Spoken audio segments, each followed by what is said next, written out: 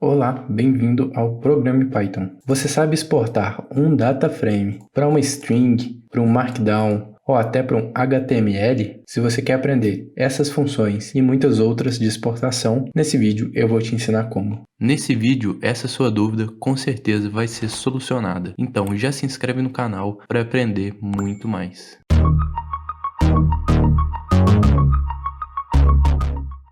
Então a primeira coisa que a gente tem que ter é um data frame. Eu criei um aqui com 3 colunas, col1, col2, col3 e com 4 linhas, lin1, lin2, lin3 e lin4. E para começar, na verdade, eu vou transformar uma série em uma lista, que é uma coisa muito pedida aqui no canal. Então df, eu coloco o nome da coluna entre colchetes para criar uma série. Eu posso usar o comando to underline. Se eu apertar tab, ele já me mostra algumas sugestões, né, para eu exportar. Eu posso exportar para diversas coisas, mas eu vou mostrar uma que é muito útil e dá para fazer apenas em série e não no data frame, que é o list.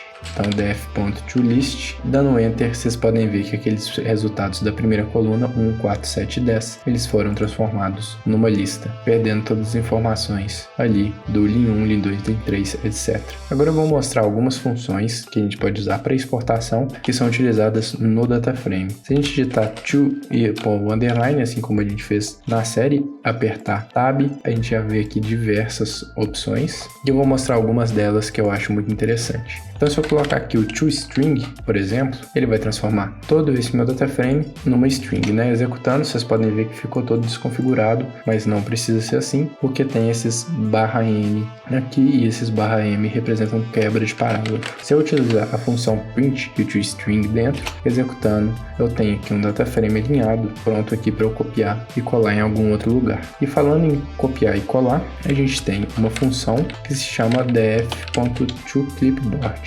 O que é o clipboard? É o famoso Ctrl+C, Ctrl+V do teclado. Se eu copiar um data frame inteiro e colar, ele fica nessa formatação, né, com essas setinhas aqui de parágrafo. Agora eu vou copiar o coluna 1 aqui de novo para apagar o meu clipboard. Vocês podem ver que não está mais salvo o data frame dele. E eu vou executar a função df.toClipboard. Ela foi executada. Se eu apertar Ctrl+V, ele colou exatamente como se eu tivesse chegado aqui e copiado tudo. Claro que num data frame pequeno é muito fácil eu chegar aqui, selecionar tudo e copiar, mas um data frame muito grande eu poderia fazer isso facilmente apenas utilizando a função df.toClipboard. Uma outra função muito interessante é o df.predict, que, como já diz, né, transforma uma data frame num dicionário. Esse primeiro estilo de dicionário, ele coloca as colunas como chaves, então coluna 1, coluna 2 e coluna 3 são chaves, e como valores eles criam um outro dicionário com a chave sendo cada linha o próprio valor do data frame, né? Então dicionário de dicionários. Mas eu posso mudar essa formatação passando o parâmetro oriente, e o padrão dele é dict, né, que transforma nisso, não o dicionário de dicionários. Mas eu poderia passar, por exemplo, uma lista que teria apenas a coluna com os números, né, perderia a informação do índice, que é o lin1, lin2, lin3, lin4. Eu poderia passar series, que ele me retornaria um dicionário com várias séries de cada uma das colunas. Eu poderia passar split, que ele me passa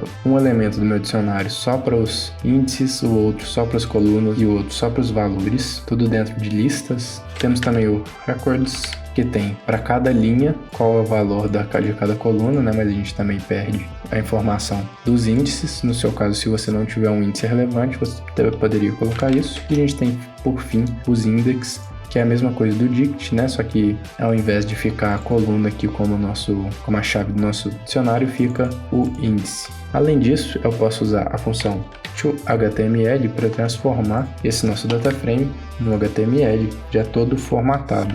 Então vamos colocar um print aqui para ele já ficar formatado bonitinho. Vocês podem ver que ele criou, né, um código HTML que, se eu colasse lá e executasse numa página, ele ia me retornar exatamente uma tabela dessa forma. E dentro desse HTML eu poderia passar diversos parâmetros que eu não vou me aprofundar aqui para formatar essa minha tabela, né? Então no meu código aqui eu poderia, por exemplo, colocar a borda automaticamente, ele já imprimir aqui tudo para mim do jeito que eu quero.